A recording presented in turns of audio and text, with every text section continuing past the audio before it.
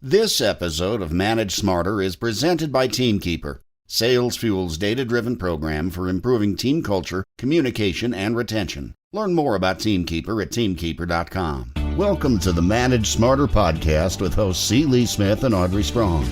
We're glad you're here for discussions on new ways to manage smarter, hire, develop and retain talent, improve results, and propel team performance to new heights. This is the Manage Smarter podcast. Welcome, everyone, to the Manage Smarter podcast. Tell a friend, share this, let the word get around. We're so glad that you're here to join us. I'm Audrey Strong, the Director of Communications for Sales Fuel. And I'm C. Lee Smith. I'm the President and CEO of Sales Fuel. Guess what we have with us today? And who? An amazing woman. She's a futurist. I love futurists. I'm Yes. all about the future. I hate looking backwards. I love looking forward. Def Westfall, thank you for coming to the table, CEO and futurist of Toffler Associates. How are you today? Oh, wonderful. Thanks for having me. Yeah, so for those of you who don't know about Deb, she is amazing. What a background. She works with Toffler Associates. She is the CEO, and they focus on really 4 critical issues and opportunities: strategic advisory, innovation and agility for companies and organizations, organizational transformation. I think we could all use that at one point or another, and risk management as well to create value and improve processes in an increasingly complex global landscape. So we're going to talk about people and processes and all kinds of stuff. So Deb, thank you again. Wonderful. So Lee, you go ahead first out of the gate. Well, you talk a lot about the human-centric organization, so I'd like to learn a little bit more about what exactly that is and how it differs from your typical organization out there. Sure. So the easiest way to really tell the difference between a human-centric organization and traditional organization is, whether or not leaders are allowing process and structure to lead their decision-making, or are they really leading from a place where they're putting humans first?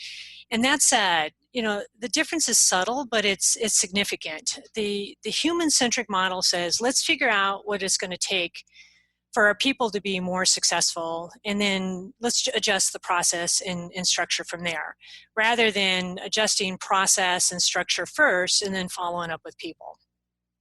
So it's sort of like, okay, here's our process for storming the castle and raiding all of the king's jewels. Basically, we're going back, decades, centuries ago, because this stuff's been around forever, as opposed to, okay, here's how you can do a better job with the catapult so that we can be more effective in storming the gate. Is that a fair analogy, or? Sure, it's really in today's world where technology is just ubiquitous and more being adapted in organizations. Humans and their value needs to be brought to the forefront, and so these structures and processes that we've built inside organizations for the last 3-4 decades to optimize around business outcome is really getting in the way of human creativity and the values of human in organizations. Yeah, we've had other guests on that talk about artificial intelligence that's coming down the line, and how even right now a lot of softwares can really do the tasks that people do. So you have to decide, do I want to put my money into artificial intelligence and software or into my people? You actually talk a little bit about some key societal shifts that are driving a more human-centric organization. What are the things happening now? So from our work, we've identified basically five shifts that are fundamentally shifting the way people work, how they live, and how they engage with each other. The first is what we call the power of balance, and that's really from traditional entities to non-traditional entities. Whether that be a private company taking on functions that have traditionally been performed by governments, or collective groups of like-minded individuals taking on power long held by established organizations.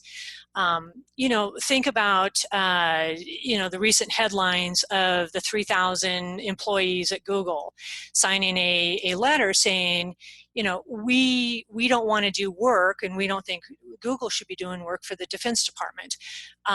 This is this balance of power that is taking place and actually accelerating. A second driver is what we call social alterations.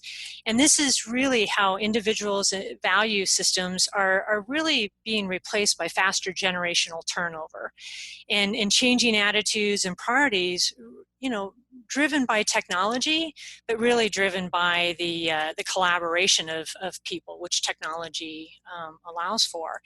And there's a lot of interesting research on generational and generational turnover. Used to be 20 years. Now people are saying it's about 10 years, moving to 7 years, because generations, as time moves faster and faster, there's these different commonalities amongst people. So that is driving how we want to work, or how we want to live, or how we want to engage with each other. A third is what we call complex collaboration. And this is the idea that, we need to work together with different social models and different structures and different norms to really kind of continue the shift in maturation that technology is going to affect inside the organization. We will have to collaborate with machines. We will have to collaborate with AI and in human machine learning. So these different structures and norms are really shaping how we will work in the future. How far away is that? I mean, that's now. Yeah, it is now. It is now. The evolution will will advance in such a way that it will be, we will start to think of these machines and as really teammates versus technology applications. So we're here. It is now, but we're using it more as an application, not necessarily as a peer. It'll be interesting when the first CEO is a robot or a human machine, that is cranking data for optimization of the business. So that's the next level that we will see in the future. Another shift is really what we're calling value creation, and it's how individuals and organizations will generate, capture, and earn and perceive value. It won't always be economic. It will be around time. It'll be around value. It'll be around health. It'll be around societal good. And so that shift is changing organizations and work. And then we talked about the technology acceleration, and that will continue, and that is a big driver. This kind of reminds me of a conversation we had a while back with Tom Peters, and we were talking about as far as managers being able to manage smarter, knowing that machine learning and AI and things like that are becoming increasingly the norm across the landscape, that what differentiates the managers from the machine is the fact that we're human and that we have emotions and that sort of thing. But yet so many managers aren't aware of the human side or of their emotion. They're just drivers of task. Is that how you see it? Yeah, and for sure. I mean, you can go to business school and they don't teach empathy. They don't teach, right? They don't necessarily teach self-awareness and conflict resolution amongst human beings. So those softer skills or attributes will become more and more important for managing smarter as we go forward. So why is it important to sort of transform to this? So everything's coming at lightning speed. I'm going to show more empathy. I'm going to put my people first if I make a shift as a leader. And then how does that come back to me, ROI, as I'm moving through time? Well, there is an urgency to do this now, because it will take time. It will take time. We're at the very beginnings of the early adoption of these type of technologies. You can read, there was an interesting report that I read out of IBM that talked about, some of the industry evolution and adoption of the technology. And we're just at the point where early adopters. are implementing. Most industries are just dabbling. So, over the next 10 years, we'll see more and more of the technology being implemented, which will make it more and more important to become this human-centric organization. So, what do we need to do? And we need to start looking at the processes and structures that we have in place that optimize the organization versus humans. There is a lot of obsolete knowledge kind of in organizations of how we do things. Take, for instance, how we do strategic planning. How we do strategic planning today is a bottoms up. It's very human driven. Humans go out and get data and forecast and optimize. Well, in the future, machines will do that. So the question is, what part of strategic planning will be human? And humans play a very important role in decision making. But right now, most corporate strategic planning, the decision making is at the top versus spread throughout the organization. So let's say I want to hire this type of manager then who can be good at both, being able to merge then the human emotional side of being a human-centric organization then with being able then to work with AI and machines and that sort of thing. What would you look for then in hiring that particular type of manager? Well, in that case, I think it's important to really look at their values and versus the skills or the education that they have. And so, what do they value? What experiences do they have? That they've brought to they're bringing to the table. We espound to the idea that a very value-driven organization is needed for moving forward into this kind of this new frontier. So, in short, it's values and attributes. It's the soft skills. So if you hire managers then who are really good at those types of things, does it make it a little bit easier then when it's time then to transform organizations and move them forward to get to prepare for the future or new competition or new product lines or something like that to really then affect change in an organization? If you're asking, is it easier if you have a values-based culture with individuals that feel strongly about that, that are moving forward with purpose and a common purpose? It is because it's easier to engage all employees than throughout the organization to make that transformation.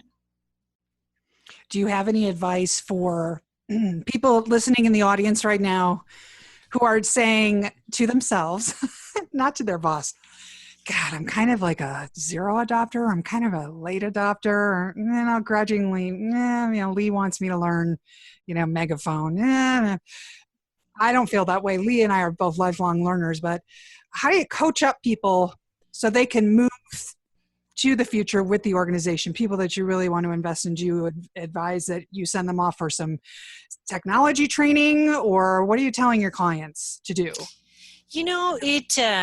It kind of starts with them, and there's some simple things that leaders can start to do. I would add with some encouragement here. They can do this. It's not overwhelming. It's you start with small steps and know that you're probably going to make a few mistakes along the way, but that's okay.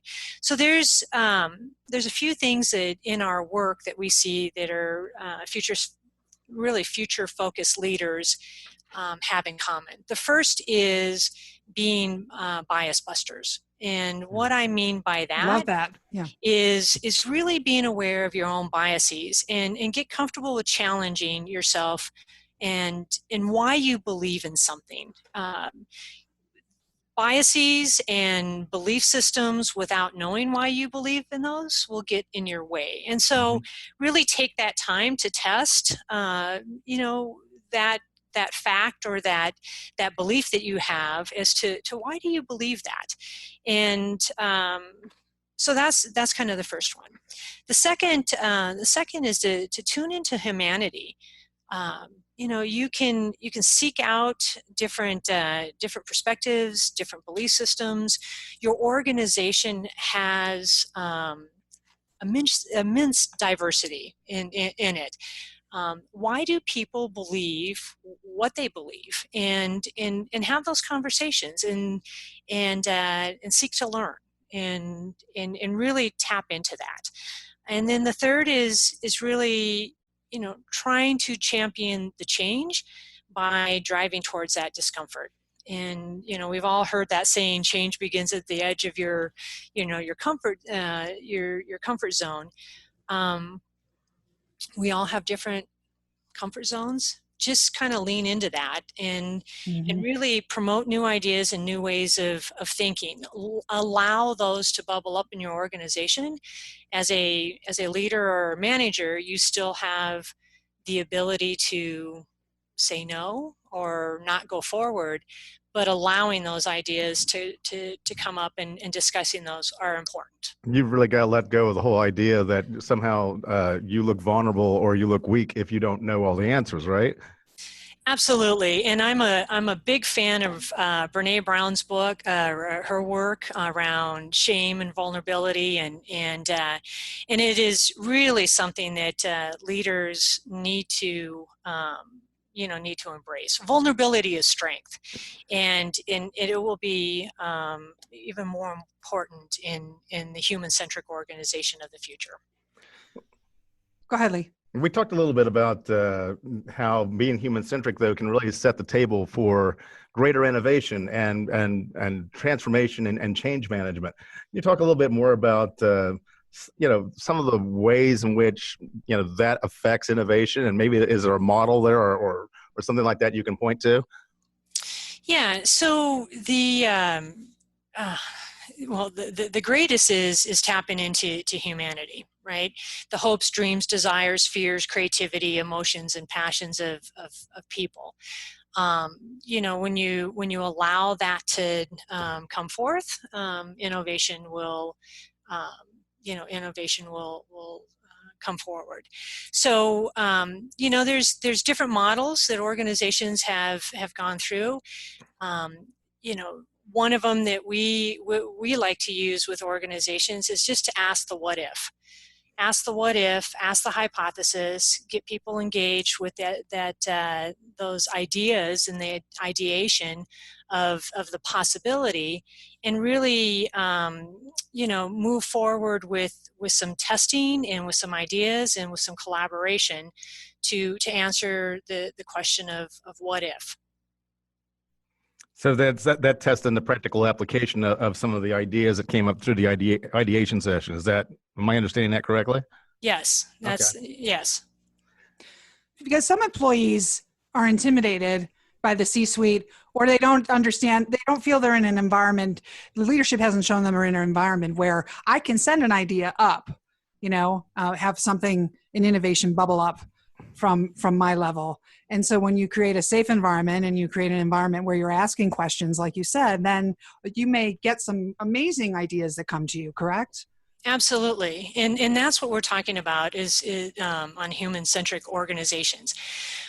We were working with a senior executive in a very large aerospace firm, and she mentioned that her people were no longer innovative, and they lost their innovation, and we need to go find innovative people. So she thought it was an HR problem. And I challenged her thought there, and I said, you've got innovative people.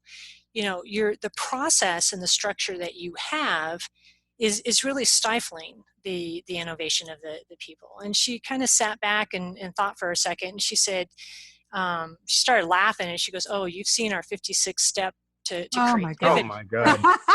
Right? Wow. And you think about it, and I'm sure your listeners have these processes in place where you have these gate reviews, and you have these series of forms you have to fill out, and you have people that you have to, get on board. That's the opposite of human-centric right there. That's process-driven. That's process-driven. That's an example of the process-driven. And so as a leader, in trying to manage smarter, be in tune with those things that are getting in the way of that. That doesn't mean that there isn't structure. Of course, there's going to be structure in an organization. It's just different structure. One of the things that we as managers have to do a better job of when it comes to people pushing ideas up is we have to acknowledge the idea. We have to actually listen to the idea with our full attention, not be off on our cell phones or on our computers doing something else at the same time. And then we actually have to reward them and make them feel good for the fact that they actually brought the idea to our attention. I don't care if it's by email, by text, or in person or something like that, so that even if that idea stinks, but at least they'll feel good about the process. At least they tried and everything like that, and they felt good about it. And they weren't belittled or shamed, or they won't never do that again. It's like so that's sort of like my little rant on this whole process. Is that I think it starts right there that we as managers have to do a better job in that area first. Well, it's interesting because a lot of attention's being put on the Gen Z, the Gen X. There's all sorts of urban legend out there about millennials and how they behave, but they are. They're the ones that are going to help us with really creating a human-centric organization. They were born into this technology. They don't know any different. They see the organization in a way that maybe we don't see. So we need to listen to them, and we need to learn from them. We need to seek their perspectives, because they are questioning, why are we doing this way? It doesn't make sense. Why are we doing this? And it's not challenging authority. It's really, it's really about, why are we doing it this way? In today's world, why do we have these processes and these structures that are getting in the way of us being faster and more efficient? They've always had a seat at the table, though, when it comes to expressing themselves. It's like, okay, Mom, why do we always have meatloaf on Monday? and why is curfew at 10:30? And because they're on social media. That's the answer. Well, no, that's not the answer. No, it's not the answer. But in their mind, they're on social media and they're able to express themselves and everything like that. They've always had a seat at the table and never been shy really about expressing their opinion. And so now that's carrying over into the workforce. Last question, Deb, would that be being a better listener be the number one mistake you're seeing consistently for leaders wanting to move into the future and be strategic about it? Listening better? Yeah, listening, listening better and really leading. The mistake that they're making is leading with process versus with people. And if you're leading with people, you're listening, you're seeking to understand, you're allowing those different perspectives to come forward. So I think that is the number one issue. Listen and check your bias. And I think you're spot on with that, because Sales Fuel is based in Columbus, Ohio, and home of the Ohio State University, where they had a football coach there named Woody Hayes, who always used to say, "You win with people."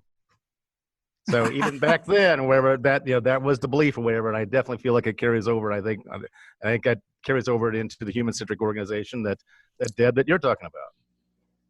I think you're right. So it's TofflerAssociates.com. They've got a couple Twitter feeds, right, Deb? So Westfall Deb is your Twitter handle, but I also love this. There's Toffler Insights.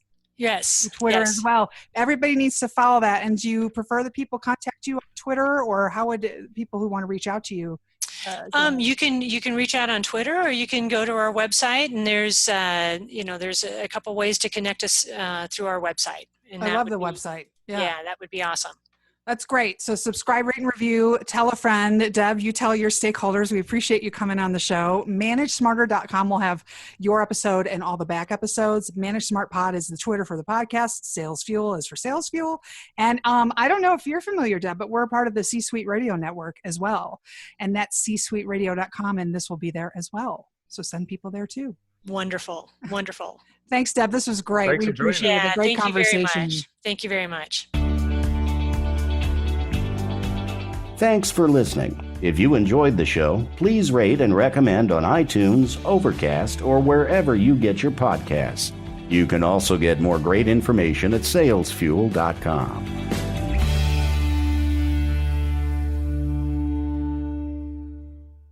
This podcast is a part of the C-Suite Radio Network. For more top business podcasts, visit c-suiteradio.com.